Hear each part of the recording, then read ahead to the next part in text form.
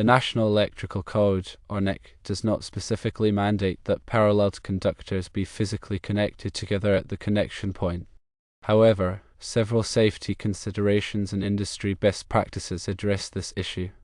A key concern is the potential for imbalanced current if one of the paralleled conductors fails.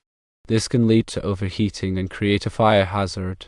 For this reason, industry best practices generally recommend physically connecting paralleled conductors at the connection point. This ensures that the current is evenly distributed across all conductors, minimizing the risk of overheating and electrical failures.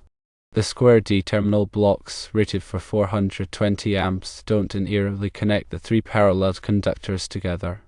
This raises a potential safety concern if one conductor fails, leading to unequal current distribution. It is generally recommended to use a different type of terminal block or connection method that facilitates the physical connection of paralleled conductors at the connection point. This enhances the safety and reliability of the electrical connection. NEC Section 110.14 covers general requirements for electrical connections. While it doesn't explicitly address paralleled conductors, it emphasizes the need for connections to be mechanically sound and electrically conductive. IEEE Standard 142-2017, the IEEE recommended practice for grounding of industrial and commercial power systems, offers insights into grounding and bonding practices that are relevant to paralleled conductor systems. Uneven current distribution among paralleled conductors can arise from several factors. Firstly, variations in conductor length can introduce impedance imbalances. Secondly, differences in termination quality can lead to unequal current sharing. Thirdly, inconsistencies in conductor material or manufacturing can affect impedance. To mitigate these issues, it is crucial to firstly ensure that all paralleled conductors are of the same length. Secondly, use identical connectors and termination methods for all conductors. Thirdly, verify that all conductors are of the same material and from the same manufacturer's lot. When connecting paralleled conductors, several methods can be employed. Firstly, busbars provide a common connection point for multiple conductors. Secondly, splitter blocks offer a convenient way to distribute current among paralleled conductors. Thirdly, appropriately sized connectors can be used to join paralleled conductors. Consider the ampacity of the conductors and the overall load requirements. NEC Table 310.15b16 provides ampacity ratings for various conductor types and sizes. Ensure that the selected conductors and connection methods are adequate for the intended application. Grounding and bonding are essential for electrical safety. Grounding provides a low impedance path for fault current, while bonding ensures that all metallic parts are at the same potential. Refer to NEC Article 250 for detailed requirements on grounding and bonding. When using paralleled conductors, proper sizing of the equipment grounding conductor, or EG, is critical. The EGC must be sized to carry the available fault current. NEC Section 250.122 provides guidance on sizing the EGC.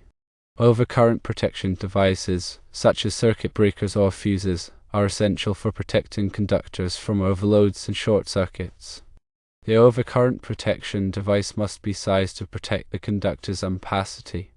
NEC Section 240.4 provides rules for overcurrent protection. Performing regular inspections and maintenance is crucial for ensuring the continued safety and reliability of parallel conductor systems. Inspections should include checking for loose connections, corrosion, and damaged insulation. Maintenance should include tightening connections and replacing any damaged components. Always energize the circuit before performing any maintenance or repairs. Follow lockout/tagout procedures to prevent accidental energization. When working with electrical systems, always wear appropriate personal protective equipment, or PPE, such as gloves, safety glasses, and arc-rated clothing. PPE helps to protect against electrical hazards. It is recommended to consult with a qualified electrical engineer or electrician when designing or installing paralleled conductor systems. A qualified professional can ensure that the system meets all applicable codes and standards and is safe and reliable. Continuous education and training are essential for staying up to date on the latest electrical codes and safety practices. Attend industry conferences, workshops, and seminars to expand your knowledge. Several resources are available for learning more about electrical safety and parallel conductor systems. These include the NEC, IE standards, and publications from organizations such as the National Fire Protection Association, or NFPA, and the Electrical Safety Foundation International, or SC. Remember that electrical work can be dangerous, so always prioritize safety. Follow safe work practices and consult with qualified professionals when needed. Proper design, installation, and maintenance of parallel conductor systems are essential for ensuring the safety and reliability of electrical systems.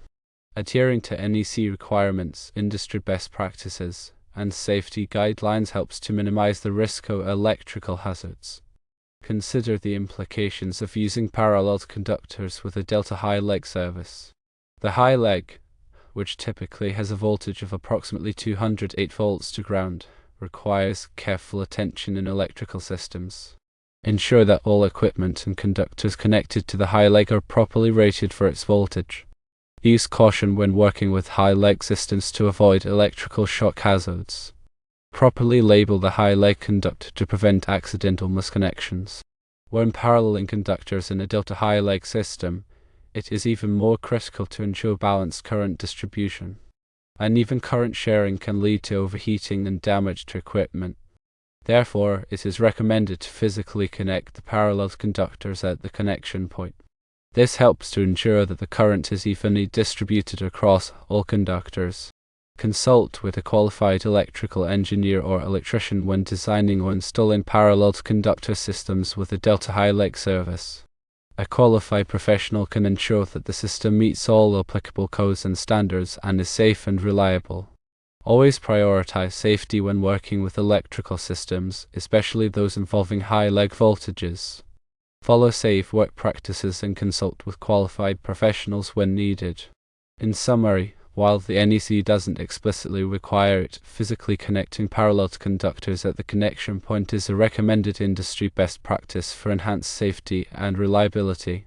The primary reasons for this recommendation are firstly, to ensure a balanced current distribution, secondly, to minimize the risk of overheating, and thirdly, to reduce the likelihood of electrical failures.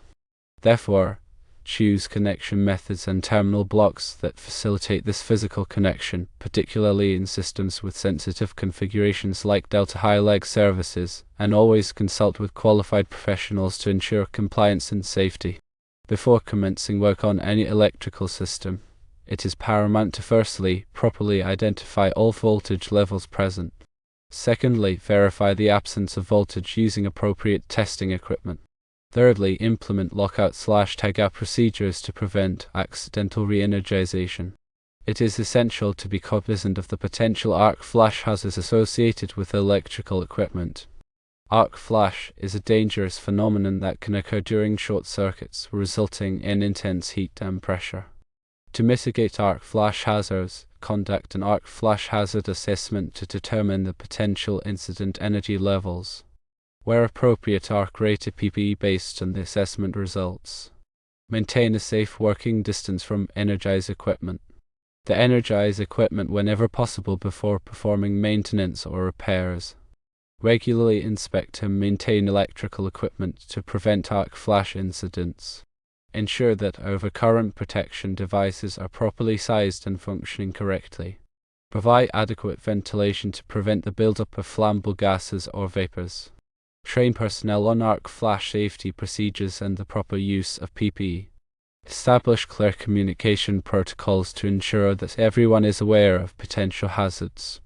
Post warning signs to alert personnel to arc flash hazards. Consider using remote racking devices to operate circuit breakers from a safe distance. Implement arc flash mitigation strategies such as current limiting devices or arc flash relays.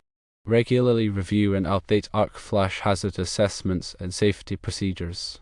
Prioritize electrical safety in all aspects of work.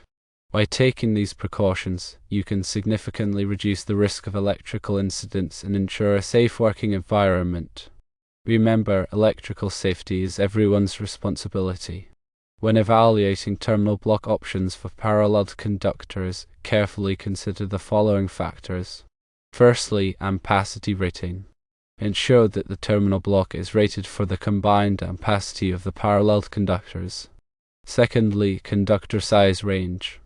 Verify that the terminal block can accommodate the size range of the conductors being used. Thirdly, number of connections. Select a terminal block with the appropriate number of connections for the number of paralleled conductors. Fourthly, material. Choose a terminal block made of a durable, corrosion-resistant material. Fifthly, ease of installation. Opt for a terminal block that is easy to install and maintain. Sixthly, safety certifications.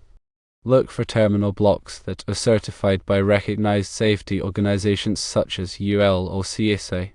Seventhly, manufacturer reputation.